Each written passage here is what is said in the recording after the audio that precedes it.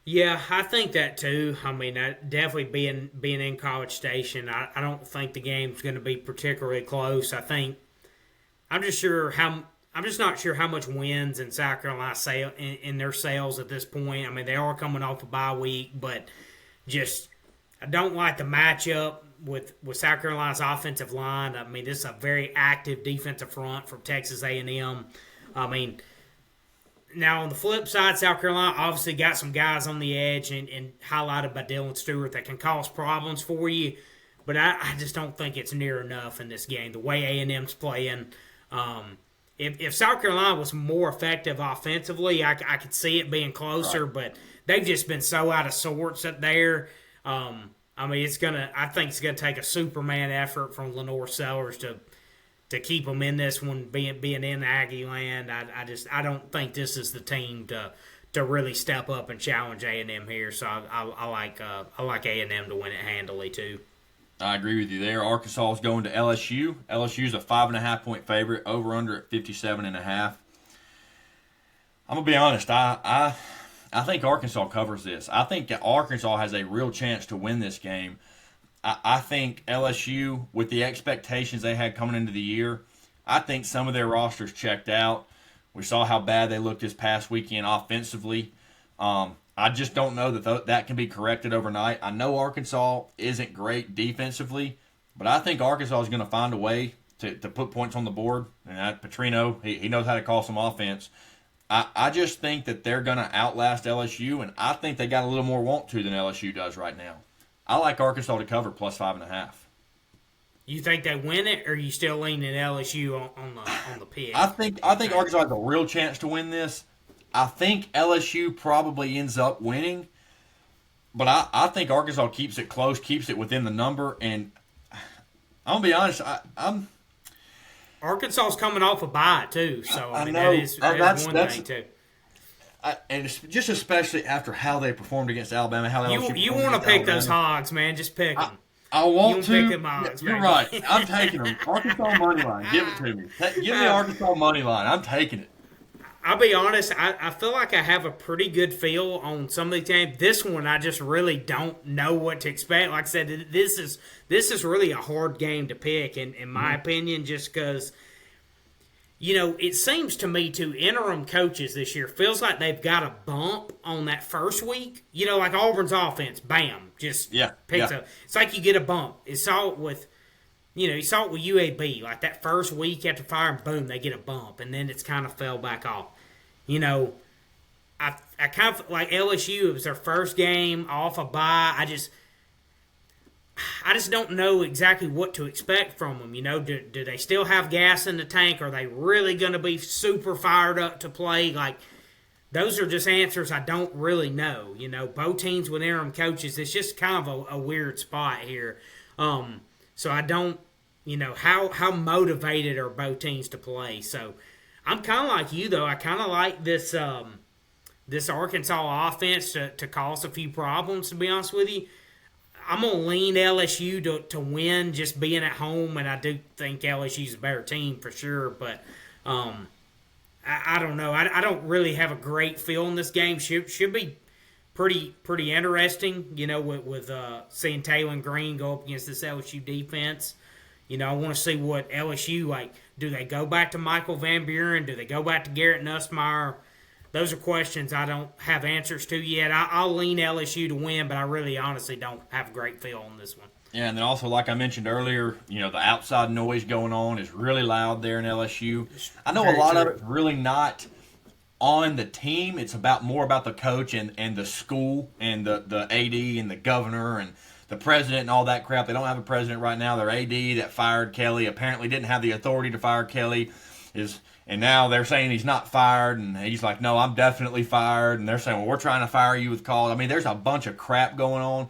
I know that it's not, again, necessarily about the team, but it affects the team whether you think it does or not. There's a lot of outside noise going on. That's why, give me the Hogs to win outright, and we'll see if I'm right. All right, revenge game for Alabama. Oklahoma's coming to Alabama. Alabama is a 6.5-point favorite. Over-unders at 45.5. I'm going to be honest. the way this Bama defense has been playing, I don't know that Oklahoma's going to be able to consistently move the ball. They've struggled at times to consistently move the ball down the field. They'll get a chunk play here or there, have a good drive, but they don't piece drives together back to back to back and go get points out of them. I think this Alabama defense is going to be all over Mateer. I don't think Oklahoma can run the ball really well. Now, granted, Bama can't either. But if you're going to tell me that a quarterback has to go win this game, I'm taking Ty Simpson all day. I think Alabama wins. I think Alabama covers. I do like the under 45.5 solely because I don't think Oklahoma is going to be able to score that much. But I like Alabama to win and cover this one. Yeah, kind of looking at this game, I mean, obviously after last week, the way the offense has been struggling a little bit, it definitely concerns you going up against this Oklahoma defense. I just look at a couple key areas. Turnover margin, Oklahoma's outside of the hundreds. They're like 1/10, I think, or roughly. Alabama's in the top 10 in turnover margin. It does concern me a little bit, not necessarily like Ty Simpson throwing picks, but just like strip sacks, things like that. Like that happened in the LSU game. Right. So if there's some anomalies in the turnover margin, then obviously this game could easily flip for sure. But turnover margin, and I just look at the two best passing offenses that Oklahoma's faced is Ole Miss and Tennessee. And obviously Ole Miss got the win in Norman. Tennessee threw I don't want to say all over them, but threw pretty effectively. Now, Tennessee couldn't run the ball very well, right. But Tennessee had a couple turnovers too, which kind of flipped that game. So, yes, Oklahoma can stop the run, but Alabama ain't running it anyway. Like, everybody's stopping Alabama running it right now. So, to me, that doesn't really maybe hold as much weight as it normally would in a way, as crazy as that sounds. So, I'm actually going with you here. After kind of looking at it a little deeper, I think I'm like you. Low-scoring game, probably going to be kind of like that LSU game, going to be kind of ugly at times. This isn't going to be the most aesthetically pleasing game. Maybe not quite that low scoring. Maybe I could see Oklahoma getting double digits, obviously, but I think it's in that. I could see 21-14 range, 20-14, something like that, 20-10. I don't know, but I'm like you. I think Alabama actually is gonna win and cover as well here. I would lean under as well. I don't think it's going to be a high scoring affair by any means. That's just not the way either of these teams are playing. But yeah, if Alabama can control the turnover margin like they have, and obviously they're able to create things in the pass game, which is the vulnerable part of this Oklahoma defense if there is one. So I like Alabama here, and I think they end up covering slightly as well. All right. Florida's going to Ole Miss. Ole Miss is a 15.5-point favorite, over-under at 53.5. I kind of think the same thing here as I do the Arkansas-LSU game in the sense that I just don't think Florida is inspired at all. I don't think the want-to's there, especially after the thumping they just took this past weekend. Couldn't get anything going offensively. Had to have some help from Kentucky to even get in the end zone. Ole Miss is going to be able to move the ball on this team. They're going to be able to put up points. They're going to do it fast. I like Ole Miss to cover this, 15.5. I know it's a big spread. I know I've said multiple times I don't like double-digit spreads in the SEC, and I'm sitting here taking 2 of them this week. But Ole Miss is just hands down better than Florida. Their destiny, they control their own destiny. They got to win out. I just don't think that this Florida team, has what it takes to even compete with Ole Miss. I think Ole Miss wins big. I think they cover the 15.5. I'm not sure about the over/under. I'm staying away from it, but I like Ole Miss to cover 15.5. Might wait. Well, later in the week, I assume that some people are going to jump on Florida, and it's probably going to drop down to a touchdown, 13.5, 14.5, something like that. Maybe take it thin, but I'm still comfortable at 15.5. Yeah, it's just hard for me to take Florida to cover with that performance I just saw. The way they turned the football over, and just I don't know how much this will play in, but maybe a little extra added motivation. This Florida team's the one that knocked Ole Miss out last year. Yeah. Like, If Ole Miss goes on the road and wins in Gainesville, they're in the college football playoff. Now, obviously, that Kentucky game earlier in the year, that was probably the more killer loss when you look at it as a whole. But like this Florida game, like they were going to the college football playoff till that trip to Gainesville happened. So, like I said, I don't know how much that'll factor in necessarily, but kind of same thing for Alabama here too. Like Oklahoma, they were likely going to go to the CFP till that debacle happened. So maybe a little extra motivation there. But I'm like, yeah, I just after what my eyes just saw in Lexington, I can't lay the points here. They may end up covering, I don't know, but it's not going to be because of me picking them to cover, because I just saw them went and throw it to the other team way too many times for me to pick. And I don't even know who's going to be the quarterback. Is it going to be Trammell? Is it going to be Lagway? Do they even care anymore after they lost the Georgia game? Didn't look great to me, so I don't know. I'm not very confident in them going to Oxford and keeping it close either. They very well might, but they're going to have to prove it to me, I guess, with what I just saw. I agree. Texas is taking on Georgia. Georgia's a 6.5-point favorite. The only outside of Ohio State, week 1, whatever, there's a completely different ball team. The toughest defense that Florida or that Texas has played since then is Oklahoma. They were able to find some success then, but this Georgia defense is better as a whole than that Oklahoma defense. I think that they're going to be a little too much for this Texas offense. And also, like I just mentioned, this Georgia offense, the way they're playing right now, the way they're clicking on all cylinders, rarely do we say that Georgia's offense is the best part of their team. I truly believe that right now, that Georgia's offense is the best part of their team. I think they're going to be a bit too much. I think Kirby's going to create something that's going to confuse Arch Manning.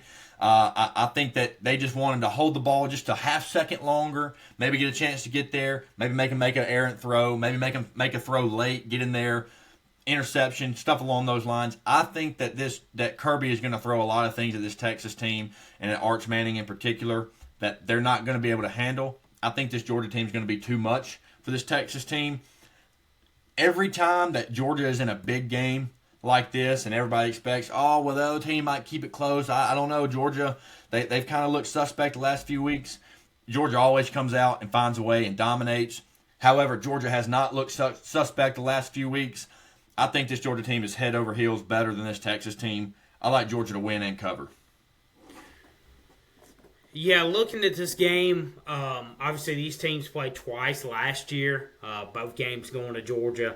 I do think it'll be helpful, Texas coming off a bye, having a little chance to reset. I love what I've seen from both these quarterbacks recently. What we saw from Arch Manning, the end of the Mississippi State game, how he played against Vanderbilt, and now, they'll be coming off a bye. Same thing with Georgia, though, and Gunnar Stockton just continually getting better and better. I think I think with Texas coming off being a little bit fresher, I think the line's about right. I think Georgia's going to win this game, though. Prime time between the hedges, man, it's just so hard to go in there and win. I love the way this Georgia team's playing right now. I do think Texas, with their defense, keeps this pretty close. As I said, I think the line's about right. So I'm going Georgia to win here. And I did want to highlight, since we were talking about Texas a little bit, I think one of the most fascinating storylines to watch the rest of the way as regards to the playoff is, now the playoff rankings just came out again tonight right before we started recording. So Texas is in that 10th spot. I think the ACC projected ACC team is 11th, then Group of Five is 12th. So Texas is kind of in that last at-large spot right now.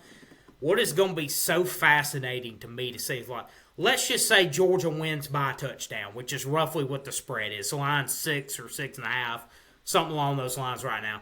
Let's say Texas goes in there, fights, they lose by a touchdown in Athens. Obviously, that's one of the committee's top 5 teams right now, and Georgia's sitting at 5th. But what if Texas ends the regular season beating an undefeated A&M team at home, which is certainly on the table. Like we talked about how tough it is to go undefeated. I think A&M's the better team, but man, that's a tough rivalry game on the road. You're already probably 11-0 at that point. So I just think it's going to be so fascinating to see what the committee does with Texas if that scenario plays out, which I think could be a very likely scenario, honestly. So I'm very fascinated to see what the committee would do with a 9-3 Texas team. Let's say they lose to Georgia close, but they beat A&M, and that's the final data point. That's the final thing that the committee sees before selection Sunday out of this Texas team. I think that's something to watch down the stretch. I think we're setting up for several kind of chaotic possibilities. I think that would be one, because Vandy would be fighting for one of those at-large spots as well. Texas would be 9-3. Vandy would be 10-2, but Texas has a win over them. I just think there's a lot of possibilities there. So that's I don't know. That's a scenario I kind of want to highlight while we were talking about Texas. Absolutely. It's very, very well that it could happen. Again, we've talked. I think Texas A&M is probably going to win out, but it would not shock me whatsoever if Texas is able to go in there, get a win, and find their way into the college football playoff because of all the dysfunction that's going on in college football, especially in the SEC this year, when it comes to teams losing to teams you're not expecting them to, or teams blowing leads and things along those lines. All right, Mississippi State, final game of the weekend. Mississippi State's going to Como, take on Missouri. Missouri's a 7.5-point favorite, over-under at 51.5. I like Mississippi State to cover the 7.5. I also like the under to happen. The Missouri hasn't scored more than 24 points in the last 4 weeks. Mississippi State, now, they have allowed several teams to score 30-plus on them. But I think that this Missouri defense is going to be able to stop this Mississippi State offense at times. I also think that Mississippi State's defense is a lot better than given credit for. They did blow that lead against Texas, but for the most part, Texas was not able to move the ball until late in the fourth quarter. I don't think that Missouri's got that type of star power and to go out and just put up 30 points in the last few drives of the game. I like the under 51.5, and I like Mississippi State to cover here for 7.5. I think Missouri finds a way to win. I think it's a little closer, a little too close for comfort for Drinkwitz, but I think Mississippi State finds a way to come in here, make it interesting, and covers the 7.5. Yeah, I do too. I like Mississippi State to cover in this spot. I just don't think Missouri's offense is quite as dynamic, as they were before. I mean, Matt Zollers, I think, has got a bright future, but in the current state, and I mean, this is obviously a team that can really run the football about as well as anybody. So, I certainly think they're going to have a lot of success doing that. But I do think Mississippi State can keep this one close and cover. I think State's going to be really motivated. They're sitting at 5-5, 1 win away from bowl eligibility. They got the Egg Bowl obviously coming up at the end of the year, which is obviously going to be a super tough matchup for them. So I think they're going to be really motivated here to try to come out and get a 6 win and really take a big step forward in year 2 under Jeff Lebby. I don't think they're gonna quite get this one probably, so I'm gonna lean Missouri, but I definitely think they keep it close. And I think they can find a way, though. I just think the Missouri run game in the end will be a little bit too much for them to overcome. I agree. Got anything else you want to cover?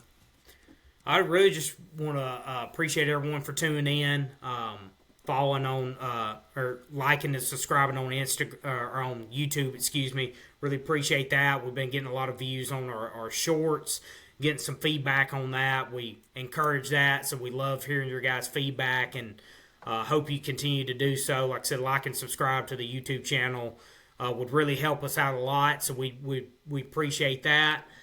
Same thing on TikTok. That's doing extremely well over there. So just appreciate everyone's support. It's going to be a really interesting final few weeks here of the college football regular season. Like I said, I think we've got some fascinating playoff scenarios that can kind of shape up here in the final few weeks, particularly in the SEC. And I think, obviously, some more carnage in the ACC. That's going to help out the SEC. Does the ACC get 1 bid, 2 bids, no bids? There's a chance they get none, yeah. There's a chance they get none. Obviously, if you're an SEC fan and you're an SEC fan or a fan of some of these programs like Texas, like Oklahoma, like Vanderbilt that are on that that cutoff line point. You're definitely wanting to see more carnage in the ACC. You definitely don't want the Big 12 getting multiple bids. So I think there's a lot of fascinating scenarios that are left to play out here. So it's going to be exciting down the stretch. So keep it locked in here on us, and can't wait to be back next week and recap Week 12. Thank you, guys.